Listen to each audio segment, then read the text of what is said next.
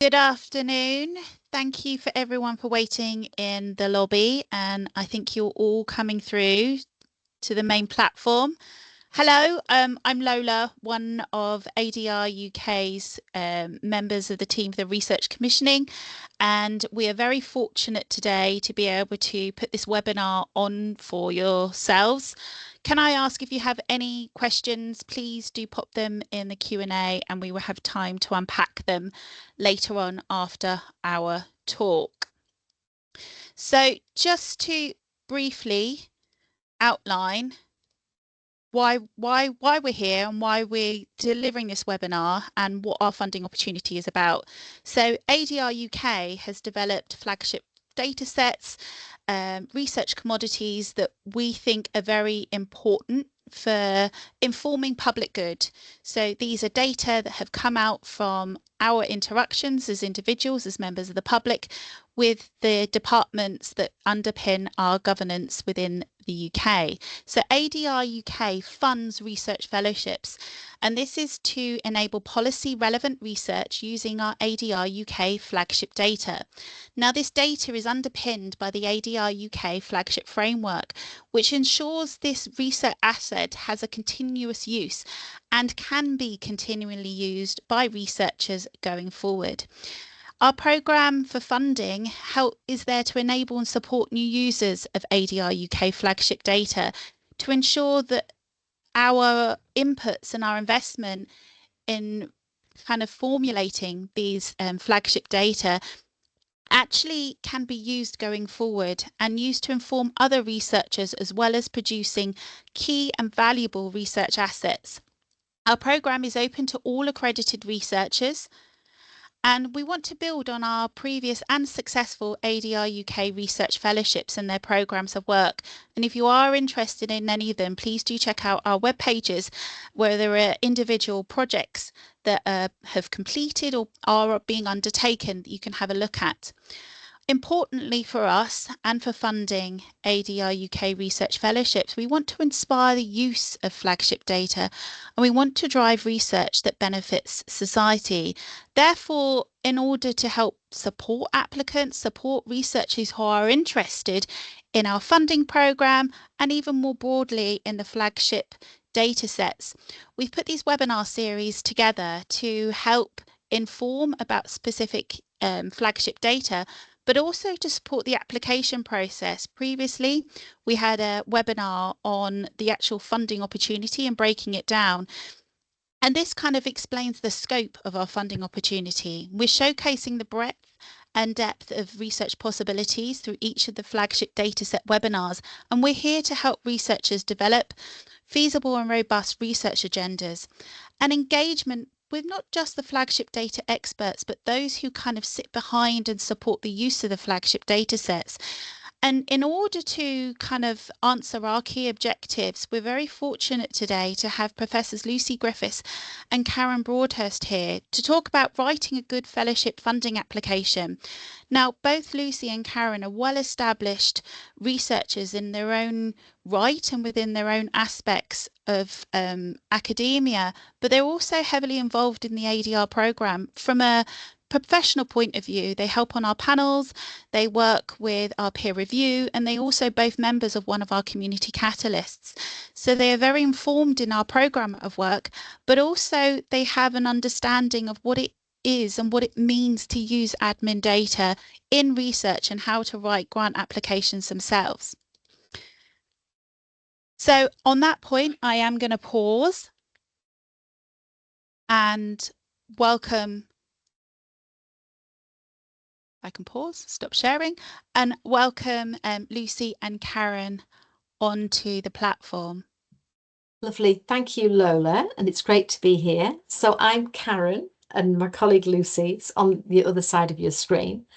And as Lola says, we're here in our capacity as independent academics. We're independent of ADR UK, but we've been very involved in chairing panels, being members of panels, and I think very importantly, having really hands-on close engagement with the writing of grant applications and supervising ADR UK fellows. So what we're hoping to do today between us is just to go through some of the really key points about what makes a good application.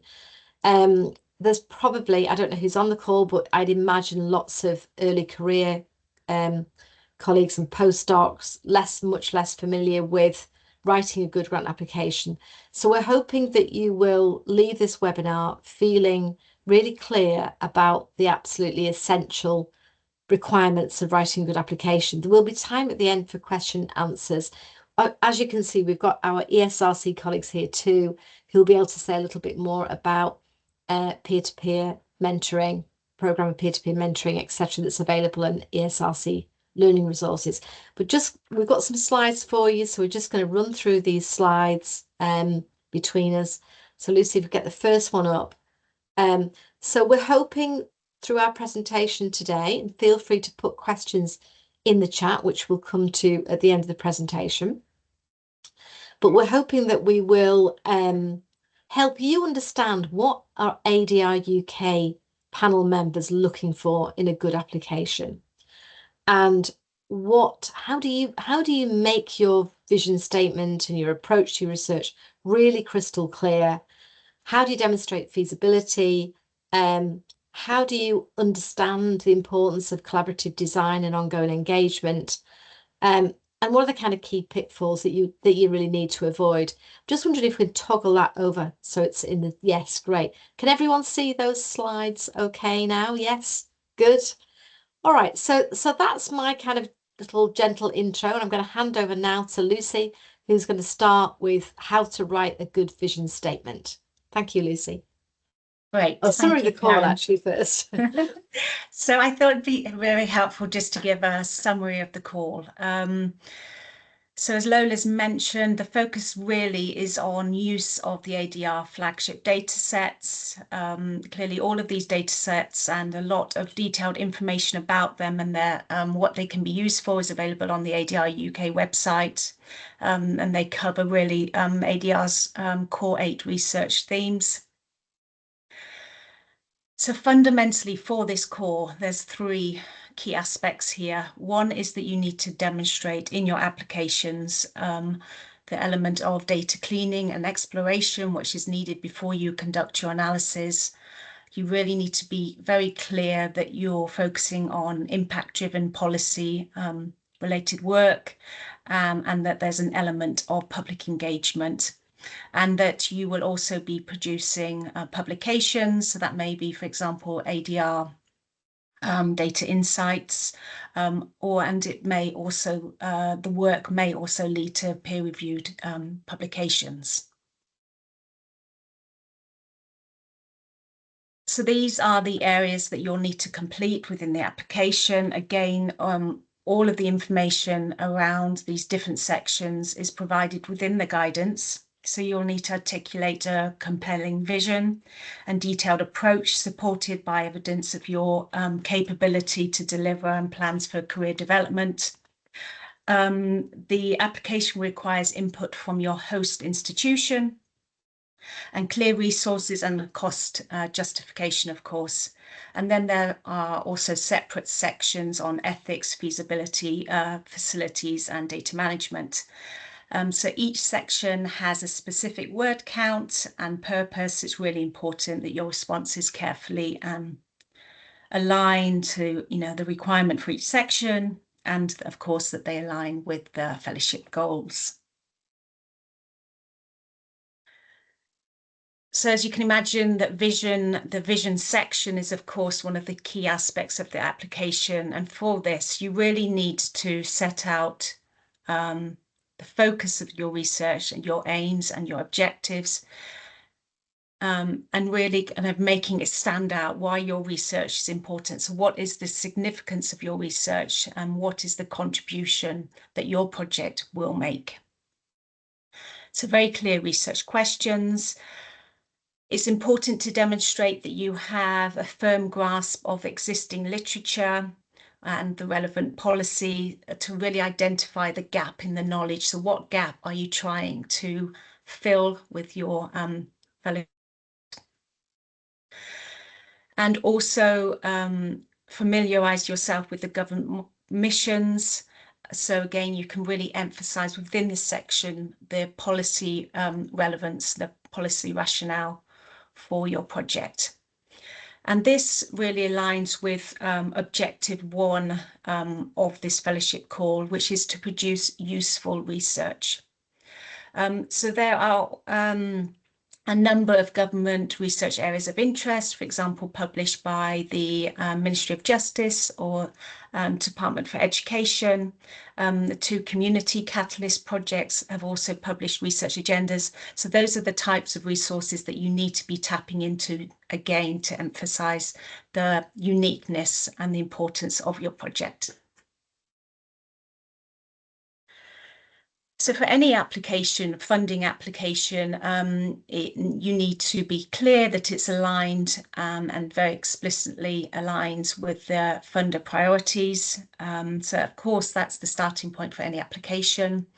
Funders and panels will not fund research that doesn't align with the objectives. And from ADR's perspective, again, they want to build that expertise and capacity in the use of their flagship data sets. And fund research that generates knowledge in relation to pressing policy questions. These are the 4 objectives which are outlined on the funding spec.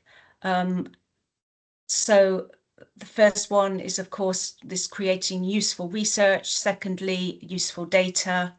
Useful engagement, capacity building. I won't go through all of those, but I would just really encourage you to just keep revisiting those objectives as you're writing your application, just to make sure you're meeting all of those and ticking them off.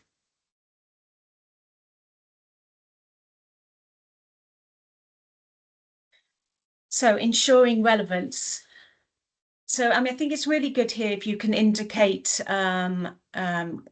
maybe collaborations you already have or engagement that you've had or would like to have with stakeholders. Again, so you can evidence within that vision what your collaborative approach is to the design of the project and how potentially those collaborations or those stakeholders with whom you're in contact could help you develop the project as you proceed through the 18 months. So outline who you've consulted, who those stakeholders are, perhaps how they've contributed to the design of the project and the research project. If they're engaged, then you can detail perhaps how they could contribute to a project board or to an advisory group to help steer the project. You need to consider, what you'd like from them. What could they actually help you with to deliver the project? Perhaps that's just advice on. It may be advice if they are. If they have particular expertise on the data set, then of course they could advise on some of the feasibility questions or sort of related to the variables that you're using. Or if they have a more kind of policy relevant background, then of course they can maybe advise on pathways to impact.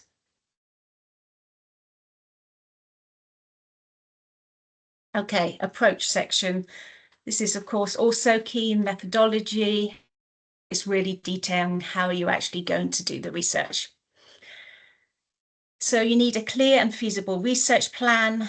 And within the guidance, again, you'll see that there's a 0 to 3 month period for setup and data access, and then 3 to 18 months for the main substantive work of the study. To be very clear on your chosen flagship data sources and your methodological approach, and how your approach to both data cleaning, data wrangling, variable creation, your analysis plan, etc., how that will enable you to use the data to address your research question or test your hypotheses. If you're using supplementary data, is that data also available within the Secure Research Service or one of the other ADR UK trusted research environments? The methods, to also need to fit with your expertise. If they don't directly, then you need to demonstrate, be very clear on how you actually deliver the program and additional training or mentorship that you may need. Really critically is the project needs to be realistic in terms of the time frame that you're proposing, which of course would be up to 18 months for this call. And I think that just from my experience of using admin data, I think really don't underestimate the amount of time that it actually takes to clean and prepare your data before you carry out your analysis. That's really such a huge bulk of the work. So within your application section for the approach, make sure you devote sufficient space, set out exactly what you're trying to do regarding these steps, so it's just super clear to the reviewers.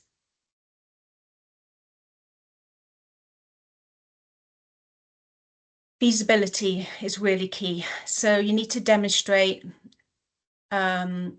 knowledge of your data sets, that even if you haven't used them before, that you are clear on the scope with which they can be used, the coverage, opportunities, potential limitations, any prior studies could be useful to cite, whether that's kind of work that you've undertaken or other key research that you're building on. You'll, of course, have to detail how you propose to gain access via which ADR UK trusted research environment. And you need to be very clear on any access costs. And again, there's more details on the call guidance about that. Speak to data owners. Of course, ADR are busily putting on lots of dataset webinars, so I'd really encourage you to attend the one that's most relevant. And there are plenty of like data insights that are produced and available on the ADR UK website to again dive into those data sets further. As Karen mentioned, we're part of, or we run the one of the ADR England Community Catalyst and we've also got resources on our microsite around the different data sets, and also our fellow Community Catalyst has. Towards the end of this talk, we'll give you the QR codes for those different websites. The assessment includes a feasibility check by data owners. As far as I can remember, I think this is a really key early stage in assessing your application. So you need to make sure, again, you're crystal clear that what you are proposing can be done with the data. Really helpful to speak to other researchers, past fellows. You know, ADR is just a really nice collaborative community for that. There's lots of case impact studies as well that are published online. And then, again, if you've used the data set before, just demonstrating your expertise will, of course, be very helpful. I'm going to pass on to Karen. Thank you, Lucy. Okay, so once you've got a really clear vision and you've fleshed out how you're going to do that, your approach, you've considered whether it's feasible, it's really important to think about, can you deliver this project? So one of the key questions that panel members think about when they're scrutinising applications is, can this applicant deliver this project? Okay, and I think there's two really important parts to this. So the first part I'm going to talk about on this slide, and then the next slide talk a little bit about the host organisation. So the first thing is to really spell out why it is that you can deliver this project. Okay, so when you're writing a grant application, it's really important not to assume too much knowledge about you on the part of the reader. You need to make this really explicit. If you are fairly new to using administrative data, you do need to demonstrate strong mentorship. And what you'll see later in the slides is a slide on costs and cost justification, and you can write in mentorship support to this. And Lola's also going to talk to you a little bit about peer-to-peer networks and mentoring. This is an absolutely critical element of your application. Who's supporting you? Have they got the requisite expertise? Panels will definitely want to see the support available, and it can be costed in. Okay, obviously you can demonstrate your own track record, and I'd imagine on this call we've got a variety of different kinds of track record. But you might already be an RA, you may be a co-I, you might have been a PI, but again, make that really explicit. So say exactly what you've done before and why that work has prepared you well. And again, if you've got limited experience, remember the panel is evaluating these applications, will take into account your career stage. So don't be put off if you're a newcomer. But equally, if you have got experience, don't let the panel second guess that, make it really clear. You should also obviously, make really clear, as Lucy is saying, that there's a big ADR UK community out there. How are you going to interact with that community? How are you going to join? And there are 2 community catalysts currently operating, one that Lucy and I run, which is the community catalyst that's focused on children at risk of poor outcomes, so anything to do with children's life chances, social care. Joining, becoming a member of, and making that very clear in the application as well. But think about yourself, your starting point, evidencing that, but also how are you going to scaffold your development as you go along? Okay, which brings me to the next slide. So the other part, Lucy, on the next slide is the host organisation and career development. This is really critical. So all organisations are signed up to the Research Concordat. You've only got so many words in this application, so use them really wisely, avoid repetition. But you might want to say how your organisation, whatever that is, actually delivers on the Research Concordat. So a couple of brief sentences. And obviously support for researchers is around training, but it's also things like research integrity and research culture. And what I would say is when you're writing your applications, use this opportunity to deepen your own knowledge. So don't, try to avoid saying things that look like cut and paste or really bland statements. Try to show that you've read about the Concordat. Try to show that you've thought about career development. It's worth thinking about what's your wider research environment like. And again, that applies to academic and other policy environments. How is your research environment connected up to other, perhaps, centres of excellence in terms of a cluster of researchers using admin data? So demonstrate that you're not isolated, you're not alone. Even if your university, for example, does not have very obvious recognised strengths in the use of admin data, how are you yourself going to connect up, and what support will your university give you for that? And remember, within the Concordat, there are 10 days allocated to your career development pro rata. Think about your training needs. This is another one I think that's really important. Think about your training needs through the life cycle of your research project. So it's not just around data access and governance, that's really key, but it is also around engagement and dissemination. So if you haven't done a lot of engagement work, or perhaps engagement with policy arenas or media or broader stakeholder groups, can you access training? And you'll find a wealth of training via ADR UK and ESRC, but also via other organisations and via your own organisation. So demonstrate a really proactive approach to your own development. Okay, on to the next slide. Okay, so as I was saying to you, use this opportunity as you're writing your application to read a bit more widely and to deepen your own knowledge. It'll stand you in really good stead going forward. So don't treat this as a kind of straightforward exercise of filling in forms. Think about actually trying to think about developing your knowledge about best practice. So a section of this application requires you to speak to this topic, ethics and responsible research. When we're thinking about working with anonymised data, people think, well, it's relatively straightforward, and within a TRE, they've thought about privacy, they've thought about data security and governance, and almost those are the kind of obvious things. But I think it would be really good if you're thinking about competing. We've got 80 people on the call today, competing and showing that you've got the kind of critical edge around ethics. Then try to think about other things that actually touch on ethics and responsible research, because responsible research is also thinking about, are you being very transparent about the quality of your data, about bias, about the potential for misrepresentation? Are you thinking about questions of transparency and reproducibility? And are you also committed to reporting any intended or unintended outcomes of this project?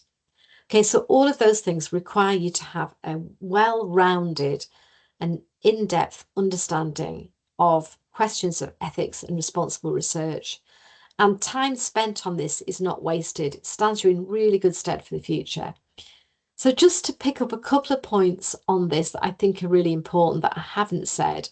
So obviously the little box on the right-hand side, on my right-hand side of the screen anyway, is the 5 safes framework developed by the ONS. You should mention this in your application because it's kind of, I guess it's kind of accepted, very good practice to adhere to the 5 safes framework. I think it's also important though, beyond that, to demonstrate some nuance and some really sort of spoke statements around ethics that apply to your particular project. So again, it's kind of avoiding that cut and paste approach and really getting some nuance and tailored comments around your project. So the other thing to be really aware of is be aware of the limits of your expertise. And again, I think this is a lifelong commitment or career-long commitment for researchers, is always to kind of seek peer review, seek supervision, and demonstrate that kind of reflective ability in your application. You know, to be aware of your limits of your expertise and when you need to seek supervision is really important. One of the objectives that Lucy identified before that underpin this call relate to contributing to community. So one of the things I think that ADR UK has been very, very good at is creating collaborative opportunities, and that requires everybody to contribute to community in a way that's kind of, I suppose, takes a more critical stance towards academic competition, and that is committed to co-learning, shared learning, peer learning, etc. So I think that's important. That in a sense, we're using public money to pay for research, how we're giving back, both in terms of the public good, but also in terms of our contribution to community. Okay, so moving on to the next slide, engagement and impact. So obviously, increasingly, we all know it's absolutely key, particularly if you're working in an applied policy arena, that we want ongoing conversations, collaborative conversations with stakeholders. And we want those, as Lucy was saying before, to help us right from the outset, shape our thinking and ensure that kind of really tight fit between what we're proposing and what stakeholders think is pressing to ensure our work is delivering public benefit. You need to demonstrate also, though, a proactive approach to engagement and impact throughout this project. I think that's one of the things panel members really value. So how is a collaborative approach with stakeholders built into this project? And kind of in tandem with questions of engagement are pathways to impact. So you may not, during the course of your 18-month fellowship, achieve impact. You may or you may not, but you need to think about pathways to impact and think about what we mean by that. So we're talking about scientific impact, which you get through the requirement to publish your data insights papers, etc. But what are the societal and economic, perhaps longer view impacts that you want to get? And obviously, thinking about these things in combination is really good. So how do we get that impact that's about policy? So here we've listed, Lucy and I have listed some possible mechanisms for you. So setting up a small proportionate project advisory board is really good. The project advisory board provides effective steer. But the other really, the upside of having a project board is that they can also champion the research. They can talk about your work. They can connect you with other key people. and then help you to identify pathways to impact. Because if you're starting out as an early career researcher, you're going to have a fairly limited view, I'd imagine, of the policy landscape. Who are the key people you need to connect with here? Which is why your advisory board is really key in helping you to form those relationships. If you're offered advisory positions or to give advice, they're really good things to do, again, to find an avenue through to impact as an early career researcher or a mid-career researcher. The other important thing, I think, in terms of impact, and this is really a requirement of this project, is that you should demonstrate a commitment to dual publication. So this is academic outputs alongside those very digestible open access policy briefings that can be read by a much wider audience. Think about, how do I translate my work for different audiences? How do I translate my work for a lay audience is one of the most difficult things. Can I use the media? Can I take up media training? Also to help me reach a mass public audience. Okay, next slide, please, Lucy. Okay, so as part of your fellowship, ADR UK does expect you to have a keen eye on dissemination. You will be required to produce a number of short outputs along the way. They're short, they're very manageable, but they're incredibly useful for other researchers. So again, it's going back to that objective 4, which is contributing to communities. So you'll be doing a data explained publication. What's in this data? How can I help others understand this data better through my engagement with it? Data insight publication. And then also, think about what else you can do. And we see fellows doing policy briefings. We see them then doing, obviously, academic papers in the longer term. Again, a point of general advice for you, sort of over and above this fellowship application, is that when you're thinking about dissemination, it is really good from the outset to have a plan, and for that plan to think about, to be quite strategic, and to be thinking about specific timelines for certain outputs, which channels are you going to use, and which audiences do you want to speak to. So actually breaking that down and thinking through those things, again, helps you avoid, well, I think it helps you to get closer to your audiences and to also understand what kind of output is needed for those audiences, rather than, again, that kind of bland statement about I will do this and that. So think about something that's tailored to your particular project. Obviously, we all have a commitment now to open access publishing, but again, you might want to give a nod or even a stronger nod to the principles and ethos of open access publishing. What underpins this? And obviously this is about open science and transparency. Okay, next slide, please, Lucy. So again, EDI questions. We've kept this. When we produced this slide pack, we were thinking, what do we leave in? What do we take out? And we've kept this in because we think, again, it's quite important for you to be thinking about this, even if this is not absolutely uppermost, and you're going to have limited word. You're going to have to do vision and approach and your own ability to deliver.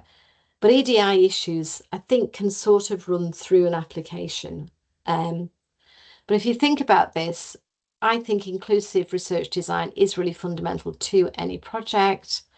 So think about how we're considering diverse perspectives, how we thinking about questions of inclusivity in our project design, how we're thinking about the unintended consequences and ethical dilemmas posed by certain reporting, thinking really carefully about how we're interpreting our findings, testing those out using sounding boards, etc. And particularly if research is concerning vulnerable populations. Think about inclusivity. I think this overlaps with what I was saying on the previous slide around inclusivity in terms of engagement and dissemination. We want a wide and diverse audience to be reached by our research. And then what are the benefits and outcomes of how we communicate for particular communities? Okay, so again, what I'd urge you to do is to read. There's a wealth of information on EDI. It's also available through the Academy for Social Science. They have some very, very engaging and accessible reports that you should read, but see this as part of your journey to research, to do this reading and thinking along the way, along the journey of writing your application, but your longer journey of becoming a independent researcher. Okay, so just on justification of cost, I know that ESRC colleagues want to say a bit more about this, but it's really important with your cost to think exactly what you need and to justify each element of the cost that you produce. The good thing about these fellowships is you can build in over and above the salary, you can build in travel and subsistence, some training and production of outputs if you want to do some lay translation and mentorship. So I'm not going to dwell on that too much because we've got ESRC colleagues on the call and we want to leave time for questions, but don't think this is just don't overlook this part of the application. Okay, so I think I've got one slide left before I hand back to Lucy. So final presentation. One of the things that the panels will be looking at is how you've put this together in terms of, is this accessible? And remember, panel membership can be very varied. It isn't just academic colleagues, and rightly so, includes policy colleagues, practitioners, people from government departments. It's really important that you need to use a certain level of sophistication and technical language, but make sure this is accessible, that you are defining and explaining any complex terminology. And also use subheadings and signposting, highlighting. And then finally, last but absolutely not least, do that very careful proofreading. Because I think for panel members, it is really off-putting if you pick up an application and that hasn't been done. It's extremely off-putting. So just make sure you don't overlook that really final check, and make sure you're compliant with word count and font, etc. Okay, so Lucy, I'm going to hand back to you to summarise.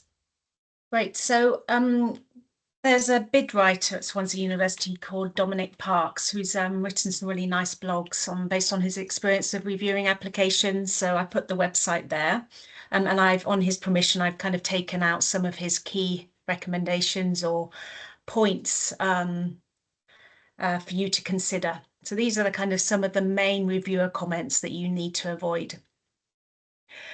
So they include, again, being very vague or overly ambitious with your aim. So again, really focusing on the actual time that you will have available within your fellowship project. Quite often, applications come in that lack those alignment with those objectives. So again, just pointing out the evidence, keep going back to the guidance to make sure that you're aligning with that. Reviewers are skeptical when there's an unacceptable level of project risk. This, I think, is quite aligned to the kind of feasibility question, again, to making sure you can really do what that you're planning to do.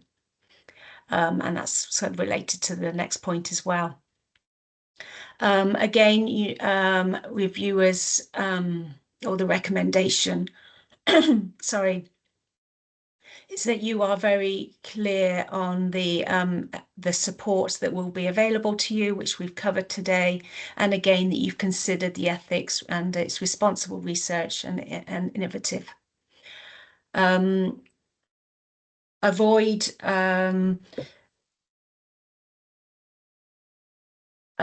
make sure, I guess, that you are including that meaningful stakeholder engagement, and that your proposal is offering good value for money.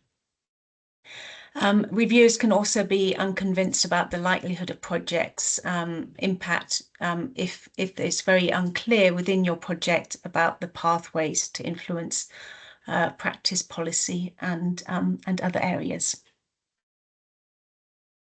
Okay, and then my last slide here really again, just outlines the further guidance and the support that's available. So as we've mentioned, there's the different dataset webinars, there's the community catalyst resources, and we've put here the QR codes for those two microsites. You should engage with the data owners pre-application if you can, and spend some time looking at the websites of the trusted research environments as well for full information about how you access data. There's peer-to-peer support for applicants, and when I finish this slide, Lola's going to say a little bit more about that. And there's also the option of ADR mentoring as well, which does need to be costed into the application. There's a list of past and current projects on the ADR website, which again will give you a really good feel for like the size of the proposed project. And then also reading the impact case studies. And then also, as we've alluded to, really seeking that support in-house, that institutional support that you may have to help craft your application. Thank you.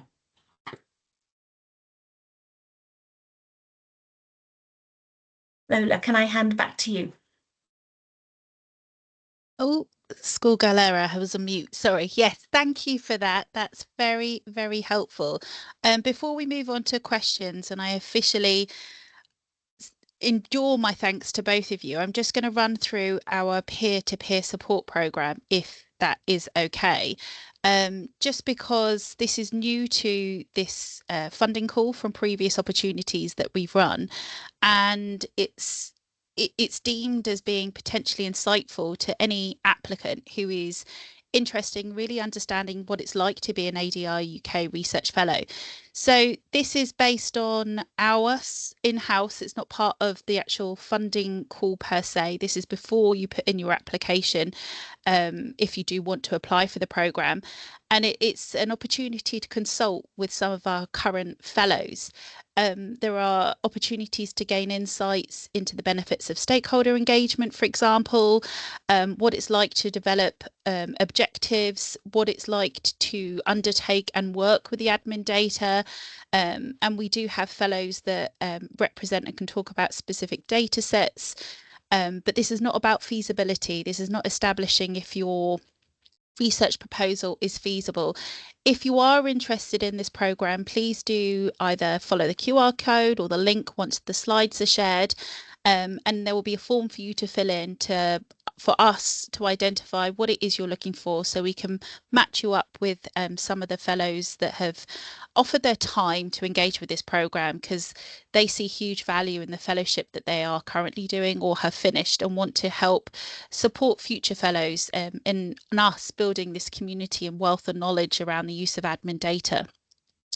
Now, just to briefly kind of underpin and mention the mentoring program, this has to be costed in to your funding application, and you will not be assigned a mentor until you officially start a fellowship if you are successful in being awarded the grant. And the ADR UK flagship dataset mentors are distinct to any other kind of mentoring program or supervision or within university support or within organisational support that you initiate yourselves or you bring forward. That's up to you to hold and manage. And of course, we will welcome any researcher that comes into the programme with that additional support. But if you did want to use this, please do think about what is on offering, and more importantly, make sure it's costed into the grant. So this is if you're new to using admin data, developing analytical code for specific flagship data sets, working within a trusted research environment, thinking about the actual data owning department, and even thinking about working with the public, representatives of lived experience, and who might actually benefit from your research insights.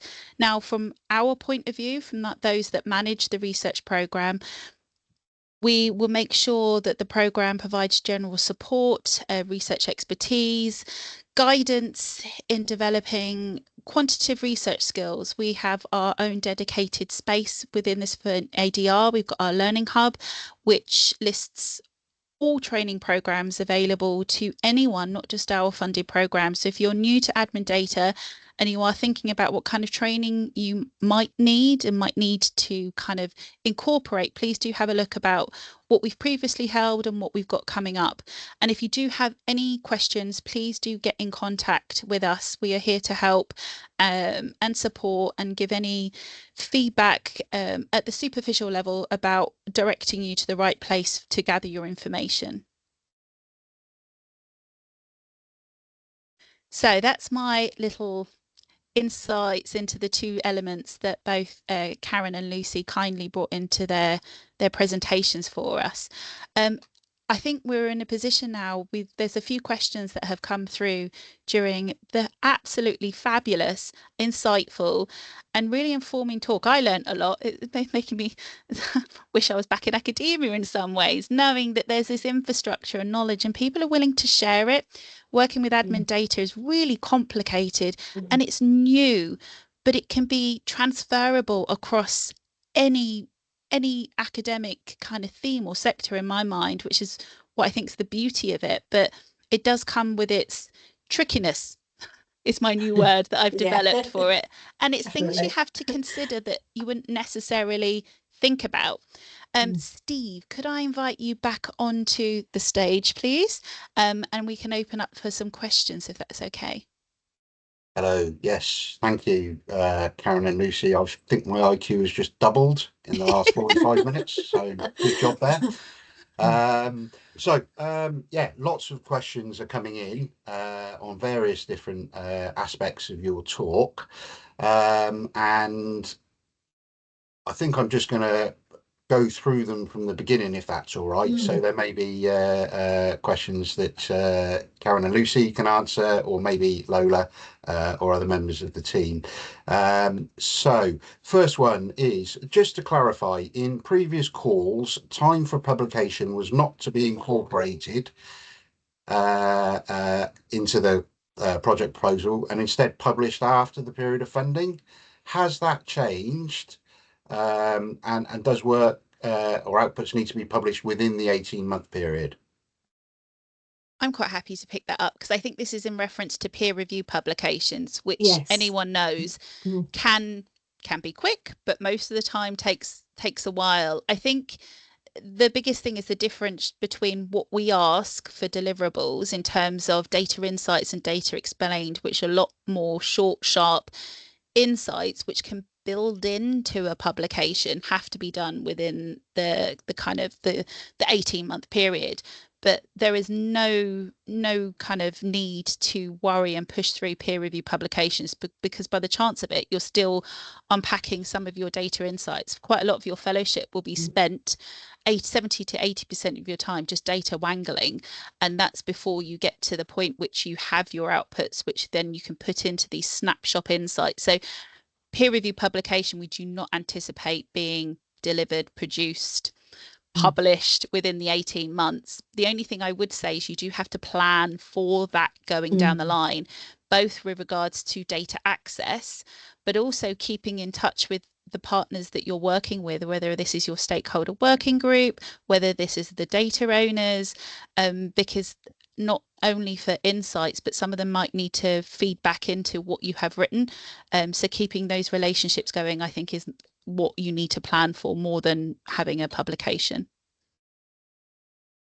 I don't know if that, I think that answers the question. Yes. Yeah, I think so. Excellent. This is another one that might be for you, actually, Lola. Are we allowed to include budget to incentivize participants for the stakeholder engagement aspects of the project? I get a bit cautious over the word incentivized. I come from a different sector where that usually means something else, but I would never say incentivize. But if there is somebody who is a core member of your team and is kind of involved in the project development, actual doing the project work, then they should be part of the paid salary side of the project costing. They should be an active member of the group. It's not just something you can offer out. So I'd sidestep the word incentivized. If they are going to be an active member of your project, you're more than welcome to include them in there, but you do have to justify it. You have to justify the role. You have to identify what contributions they're bringing in. And this may kind of overlap between project partners. For example, if you're working with an organization or have an organization in your mind that will be fundamental in developing your research objectives, that will be fundamental in making sure the right disseminations are going out, then they can be included too. I see Karen's hopped on here in terms of views. Karen, anything you want to add to that? Yeah, just to say that if which sorry, Karen? No, go ahead, Both Karen. Karens. You might be covering my point, but just to say that I think increasingly in the administrative data research community, we're also looking at involving advocacy organisations or directly people with lived experience, and universities, I think, would have various mechanisms for paying for that participation.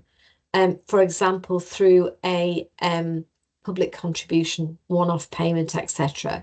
But what I'd say to applicants is, if you're thinking along the lines of, say, having a mini steering group of people with lived experience, it's really important to understand what your own internal university processes will allow, because it's a bit complicated. In the children's social care space and health space, a public contribution payment system will usually be pretty well developed, but it may not be in all disciplinary domains.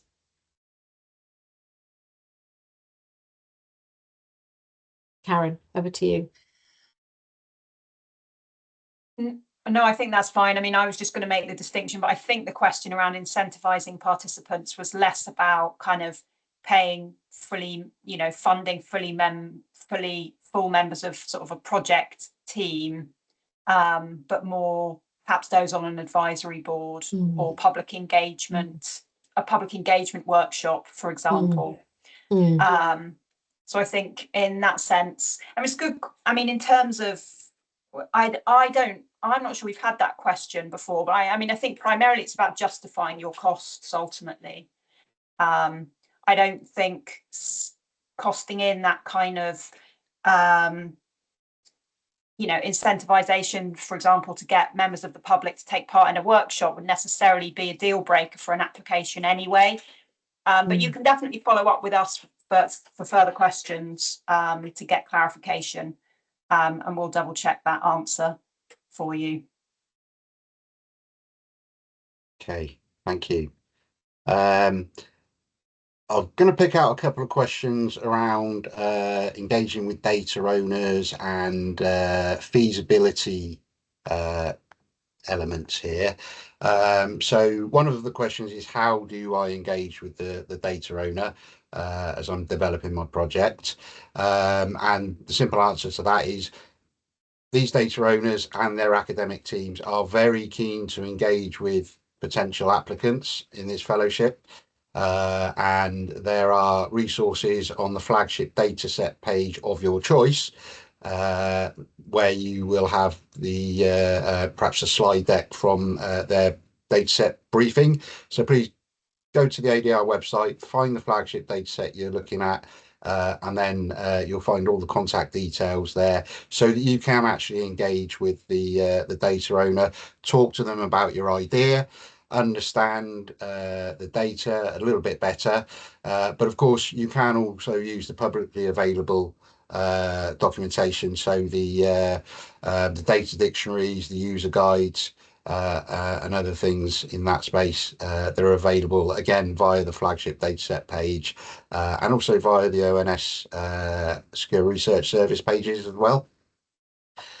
So I hope that kind of covers those. Karen, I think you want to come in on that? Yeah, no, I agree with all of that, Steve. I was just going to also pick up on one particular question, which was about when the feasibility check by data owners happens. Should it be included in the application itself, or is it happening during the 3-month inception phase? So I think there's a couple of things maybe to unpack here. Like, first of all, like Lucy and Karen have been describing, you have to make a feasible project application. Like, it's your responsibility to be able to use all the resources that Steve's described at your disposal to do your best to write an application that you think's feasible. in the first place. And as part of the process, we, as part of the funding decision, we do an early check with data owners to test feasibility, because we don't want to get to the point where we're funding a project, funding a fellowship, where actually it's got a fundamental feasibility flaw that appears further down the line. So, but then once you're successful, then you will make your formal application through the RAP process, the sort of through your trusted research environment, to get your project approved. And one element of getting your project approved will be a check of feasibility, as well as making sure it's in the public good and it's ethical, etc. So that can happen as soon as you're successful. That process takes time, but I mean, if you only started that sort of formal project approval process, you know, when you started in September, that's partly what the 3 months inception period is allowing for, time to get your project approved. Though we will recommend to you that you put your formal project approval in as soon as possible. There are also questions about synthetic data as well. I know we've got Bagusha in the sidelines. I don't know whether she can let us know the best way to find out which of our flagship data sets also have synthetic data, but that would be another way for you, if there is synthetic data available, which there are for some of our flagship data sets, but not for all of them yet. So they should be on our flagship data set pages, but maybe we can get a list out. Then yes, absolutely use those. They should really help in figuring out whether or not the project you've got in mind is feasible. Thank you. I've got one here. You mentioned the Academy for Social Science in relation to EDI and inclusivity guidance. Could you just perhaps give a bit more information on where to find that, what it contains, and how it could help?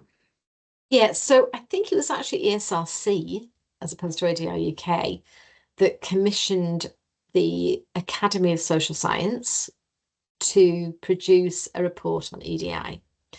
So it's you should be able to Google it and find it. But if not, we can probably send on the link. But what I was trying to say was, as you're preparing your application, you do need to take quite an instrumental approach to, I need to fill this in this section, but use the opportunity to deepen your knowledge and read, you know, educate yourself more broadly around these questions of ethics and the questions of inclusivity, because it'll stand you in really good stead going forward as you for ECRs as you transition to an independent researcher. But yeah, we can find a way to send some references on, if that's helpful. I think we can probably include them in an updated version of the slide deck, if that's okay, Karen. Yeah, easily, yeah. Thank you.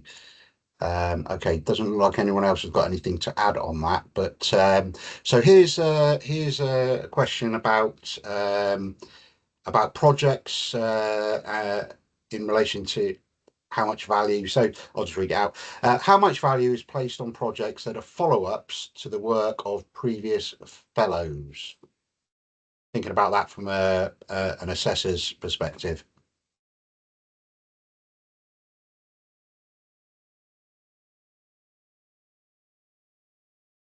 Shall I put in my penny's worth? Yeah, go ahead. You can add to it, Karen, but I think that I assume that's absolutely fine, as long as you're also demonstrating your own unique project as well. No, that would be my view. I don't know how many of those we've had on panels, Lucy, which is why I'm sort of slightly hesitant, but I can't see any reason why not at all. In fact, I can see many benefits, providing you're advancing the work that's been done before. So did you have something? Karen, what do you think? Yeah, so these are projects being based on previous fellows' work, not necessarily the same fellow coming back to do an extension. I mean, that does sort of instinctively feel quite positive. But again, I think it's just absolutely making sure that you're able to demonstrate your unique contribution. But I think building on what's been done before, you know, that that sounds like an absolute positive. So yeah, but again, making sure you're meeting all of the objectives and ticking all the other boxes, but I don't see any reason why that would rule an application out. No, I think that sounds good. Excellent. Could I just ask then, so would it be beneficial if someone who's looking at someone else's work to have active engagement with them as they're as the originator of the work that they're building on, and perhaps is there opportunity to have them as part of their support team in the project? Would that lend weight to the application? Yeah. I mean, I think that for all funders, Karen, sort of reinvestment in work that's already been done is seen as a good thing, a bit like secondary data analysis, but this is a different case. But building on, because knowledge grows incrementally. And if you can bring in the person who did the original work to assist. I mean, I think research teams work like that anyway now, that newcomers will come in and they'll advance a stream of work that builds on work before. So I would have thought if you can draw on the expertise of that person, it's a massive shortcut to knowledge, and then continue to access their support would be great. Lola, on to you. Just to mention that this underpins and ties into our objective 4 of our program, which is the community building aspect of it, because the ADR fellowship has almost got twofold. It's one, doing brilliant, excellent, insightful individual research, but is also feeding back into the data use and growing the body of knowledge around the data. So if there is an opportunity to start to build that community, including other researchers who have used the data, who have done similar research questioning, who already have hopefully those interactions and those networks that you can add to and build on, it just adds increased value and better strength to what you're trying to underpin, because the louder the message and the more people that's involved, the greater the chance that it can be heard. Yes. Excellent. Okay, I'm just conscious of time because we do appear to have just run over slightly. So I don't know if everyone's happy just to plough on and perhaps cover a couple more questions before we wrap it up. Is everyone on the panel okay with that? Yeah. Excellent. Okay. So many to choose from as well. Where shall I go? Okay, so from again thinking about it from an assessment perspective, do we need to explain the application when and what type of data access we might require after 18 months in order to carry out analysis requested by reviewers? I'm not sure I quite understand that one. I think that's in relation to the peer review publication. Right. You don't need to mention it in your application. This is just something you need to plan for when you're putting in your project application to either SAIL or the SRS, and actually think about maintaining if there's a cost associated if you're accessing it through SAIL, how you're going to keep that going after, because that's part of your career progression plans as well. It's like no one wants to do something that they then have to walk away from, particularly if you do want to get a peer review publication out of it because of the academic kind of infrastructure you're in. So it's more of making sure that you've planned for it. You don't necessarily need to document it. And I've got both nods from Lucy and Karen, so yes. Brilliant. Yes. Yeah, good. I was interpreting in the right way. On that note, I would like to ask Lucy and Karen, because it's a question that's come up when I've had discussions, which is about methods. And when you're putting into a grant application reviewers, other funder bodies want you to underpin your methodological approach, what kind of statistical analysis you're going to do. And I guess that's really hard if you can't see the full breadth and depth of a data in terms of how much detail you go into. So is there any advice from when you're reviewing it, what kind of information that you're looking for when somebody's explaining their methods, and how much detail do they need to think about and plan for and write about? Because I know it does come up in discussions, but it's unclear in my mind, because I'm sitting on the other side, what kind of detail somebody's looking for. I mean, I think that definitely for these fellowships, you would need to spell out the questions that you're going to ask and how you think you're going to analyze those statistically. And I think the panel are looking for over and above descriptive analysis, Lucy. But you can say, you know, this will be kept under review depending on a better understanding of the quality of the data, etc. I mean, that's why it is quite useful to have a little mini steering group as well, or because you can say the project board will be used to sort of approve, if you like, a revised approach to the analysis. But yeah, you definitely need to kind of spell out a provisional plan. Lucy, you probably want to add to that. No, I completely agree. I think the data, you know, discussions with people, data documentation, etc., will give you an indication of the variables you're likely to use. And you need to have given careful consideration of how you will analyze the data to enable you to answer your questions, for sure. Excellent. I'm just going to throw in a question that's come in. I quite like the sound of it. So, are the priority research questions listed suggestions, or do applicants have to actually choose one of these? Can we suggest a research question which has high policy relevance but is not mentioned in the list? So this is about curiosity-driven research, I suspect. I mean, absolutely. If you have another pressing policy question and you can evidence why this is in the public interest to answer, yes. The questions we've outlined as part of our community catalyst and also you've outlined aren't meant to be, you know, they're not meant to be any kind of constraining framework. You can go outside of those, provided again you evidence the policy relevance of them. Yeah, I'm going to have to go, Steve, in a couple of minutes. Sorry. Yeah, no, that's absolutely fine. I think I think we could probably wrap it up then, Lola. So just to say that all of the slides, the recording, and the questions will all be compiled and answered, and that will all be published on our website in due course. So do check back there. And obviously, if you have any questions following this, by all means, reach out to us and we'll be happy to help and point you in the right direction. So I'll give it back to Lola. Thank you. Just to thank both Lucy and Karen for all of their time this afternoon and actually the work that they've done leading up to it, and also for their kind of contribution to the ADR programme.